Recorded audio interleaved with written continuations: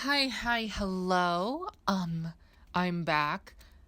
So right now, I just finished recording the Meet the Artist backing, the voiceover for that. And I'm recording these like one after the other because I want to set up Speedpaints released 1 week after the other to establish a bit more of a schedule, because I think that's really going to help my mental health in the next coming 2022 year. So right now, what we have on the docket is the speed paint for Peony Painting.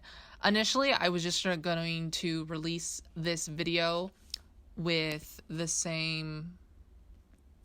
Initially, I was just going to release this video without any sort of voiceover, but I really felt it rude to do so when Lilac Blossom and Daffodil Bloom did get that. It felt weird. It felt wrong. It felt icky.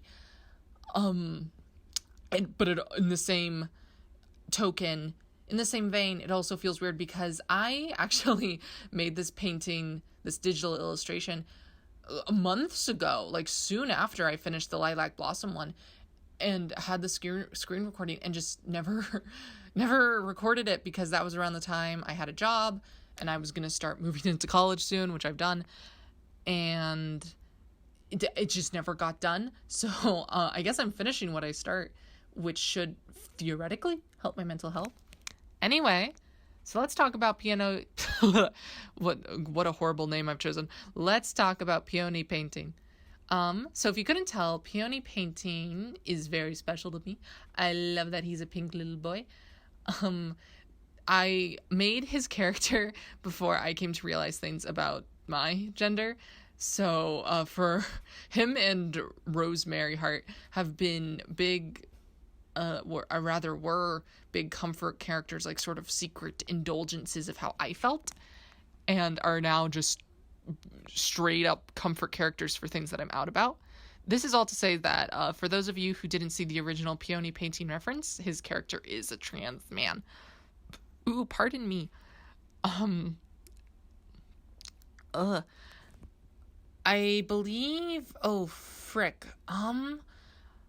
if I remember correctly, I mentioned this in one of the previous speed paints about Watermeals Creek, but I'm still not sure, like, how deeply I want to tackle issues, if at all, in this story. And by that, I mean, like, queerphobia, racism, etc., etc.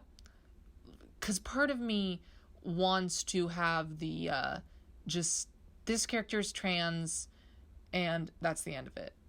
Rather than having every story be like, he struggles against the system and needs to overcome the horrible world that he lives in that is prejudiced against him. But also, it's the kind of thing where I feel like so many stories are just about that, where I'm like, hey, can we have like one trans story, one gay story that's just not about the struggle and just like, hey, this person's gay as fuck or this person's trans as fuck and kicks ass while doing it, if that makes sense. Or even this person's trans gay as fuck and is a horrible human being. I don't know. I like the spice. I like the variety. I think years in the future, this is going to be so much simpler once representation isn't an issue anymore. But anyway, if you couldn't tell by that 5-minute rant I just did, Peony Painting is also meant to be very gay. I think he likes men. I don't know what the awkward pause about that after that was. So a lot of the fashion choices I made for his character were inspired by gay culture, and sort of that just fashionable aesthetic that a lot of gay men have. Honestly, if I had to pick any fit out of all my characters in the real world, Peony Painting would be very high up there. I would love to rock this look in the what's it called? In the RL and in the real life. The sneakers especially dope as fuck.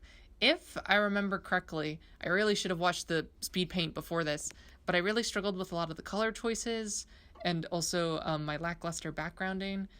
I kind of mentioned this in the Meet the Artist speed paint, but I've come to realize that one of the struggles with my art, I think, is line weight, and especially that I'm using thick lines when I should be using thinner lines. I think that would really be a big improvement in my art. Sad thing is, I realized this after I did a bunch of art, but isn't that always how it is? This isn't to say that I hate the art I did. I just think it could have been better, which is probably true of most artists. But anyway,